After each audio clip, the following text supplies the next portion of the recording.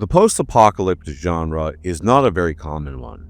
It does exist, and there are several games, if not quite a number of games that have come out over the years. But if you compare post-apocalyptic to, say, fantasy or even more conventional science fiction, you tend to come up short. Now, I think there are a number of reasons for this, and I have to personally admit that post-apocalyptic is not really my go-to genre. I'm certainly open to the genre, but the problem with post-apocalyptic is you really have to nail the setting, and specifically, you have to nail specific aspects of the setting in a way that isn't really required of fantasy. There are probably dozens, if not potentially 100 even more, different possible iterations of fantasy based on a fundamental premise of fantasy. There are probably not as many iterations of science fiction that potentially could be made and developed. But when it comes to post-apocalyptic as a genre, there tends to be a lot less leeway. Generally speaking, the world has ended.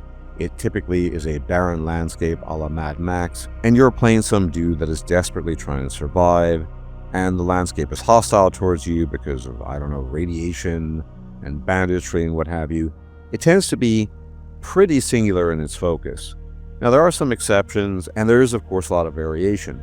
Fallout in general, ever since Bethesda's taken the helm, tends to be pretty goofy and not terribly serious, i.e. being permanently stuck in the 1950s, albeit in the future, and occasionally I've enjoyed it. I'm a little bit weird in that I enjoyed Fallout 3 quite a bit. I still fondly remember blowing up Megaton from Tenpenny Tower in the game, as well as the ability to play an evil collar-wielding guy, if you will. I don't know if I'm allowed to say these words on YouTube. Nonetheless, the collar thing in Fallout 3 with both adults and children. I really enjoy that aspect of things, but it's still a bit goofy overall, and the story is not amazing. So generally speaking, there isn't too much out there that is pure post-apocalyptic. Now, you might be asking yourself why I'm even talking about post-apocalyptic, and the reason for this is pretty simple. Somebody recently tipped me off to a new game in development that apparently is releasing later this year. Although we don't have a release date, I guess it would have to release sometime over the next 3 months or so. And I found this game quite intriguing. This game is called Exekiller, and is a combination of a lot of different things. And the thing that really hit me hard was the fact that this game has heavy Bladerunner inspiration, combined with other elements such as the typical post-apocalyptic world.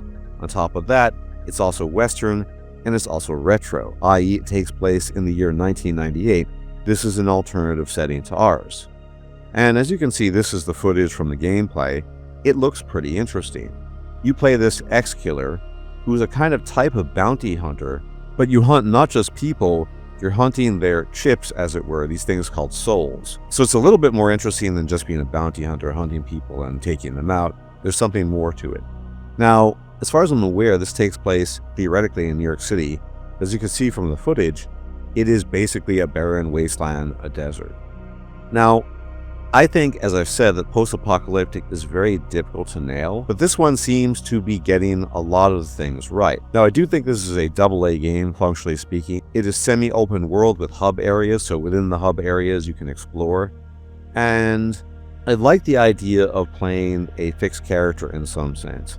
This is basically an immersive sim of some sort, and based on the feedback and the things I've read, you don't even level up in this game. Your gameplay is pretty much based on the mods you, insert or make use of for your body.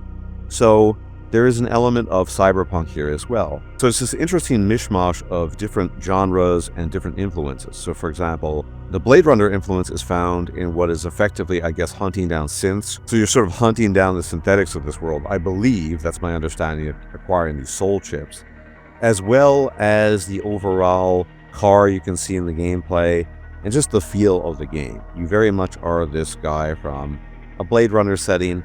On the other hand, you have the Western elements, right? Because you have a cowboy hat, you have a revolver, and the developers literally say that it has a very strong Western influence. And finally, you have the cyberpunk stuff, which is to say, it is futuristic. It's more advanced than our world, even though it takes place in 1998. And you do have augments or mods or something to that effect for your body, as well presumably for your weapons and other gear. So all in all, this game seems pretty interesting to me. I like the fact that it doesn't at all come across as goofy. I think a lot of our exposure to post-apocalyptic has been overly influenced by Fallout. And Fallout is just kind of goofy. Not always, there's some scary moments with feral ghouls or whatever, but generally speaking, it has a goofy 1950s feel. This does not have that at all.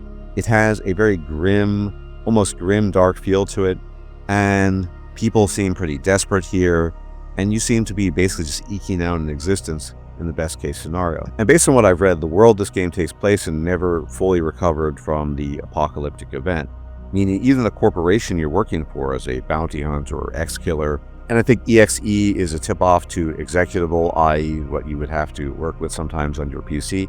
Even this corporation, though, is kind of plopped down in the middle of New York City or Manhattan in the middle of the wasteland, right? Now, the developers have emphasized quite strongly the fact that player choice is very important. Now, I know we've heard this a million times before, player choice, but apparently the missions you go on and the tasks you engage in, well, these things are not limited to just one path. You can choose multiple paths for each major mission or choice you have to make, and that is the main focus of this game. Completing tasks and missions in different ways according to the way you want to play the game. So player choice, like I said, is something that a lot of people talk about, but I kind of believe them in this case.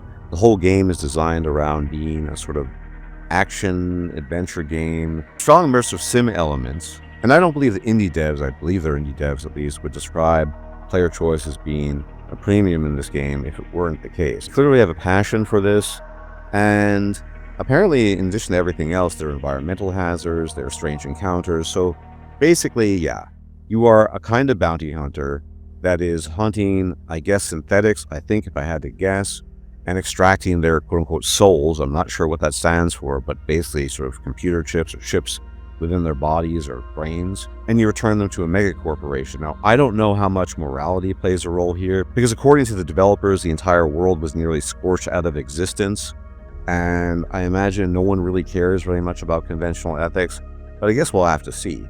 But I really do think this could be the kind of Fallout game that we've all been waiting for, in the sense that it's not Fallout. It's offering a very different vision of a post-apocalyptic world or scenario, and personally, this vision appeals to me much more than the goofy 1950s Fallout nonsense. Yes, it's fun to wander around, but I'd rather have a more focused gameplay. I'd rather have something that allows proper player choice and has an impactful story and proper interactions, as opposed to just a massive open world. I'll take semi-open world with a major hub any day over that, as long as the story is good, and it really does feel like player choice matters in such a situation. So, I am definitely on the lookout for this game. I guess, like I said, sometime this year. There's no release date as yet, but this sort of could be a kind of Fallout killer, because Fallout 5 is not coming out until many of us might not even be alive by then. Maybe the 2040s or something like that, some ridiculous date far off from now. And like I said in the beginning, post-apocalyptic is very, very difficult to nail, and all the more reason to look forward to a game that at least seems to be nailing the aspects that are important to a post-apocalyptic setting. Now, we don't know, and we won't know until we play the game. I will play the game, I will probably review it, and I will let you know. But for now, I'm very much looking forward to Exekiller, something that, thanks to this guy, and thank you very much in case you watched this, came onto my radar the other day, and somehow I had missed. So if you're not aware of this game, go check it out, read up on it. It looks really cool, and I'm looking forward to playing it sometime this year. But as always, thank you for tuning in, and if you like my content, you like my takes, you can leave a like, comment, share, and subscribe. It's much appreciated, as it really helps out with the algorithm and the growth of the channel, and I'll check you out next time. Take care.